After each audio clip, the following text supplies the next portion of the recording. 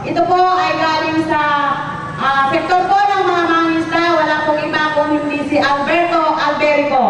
Palakpakan po natin. Magandang hapon po sa ating lahat, lalo na sa ating minamahal na Mayor Arturo Angal.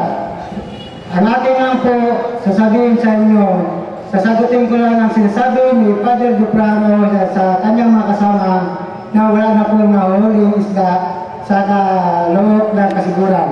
Saka ngayon po, maganda pa rin ang panghuli ng isda.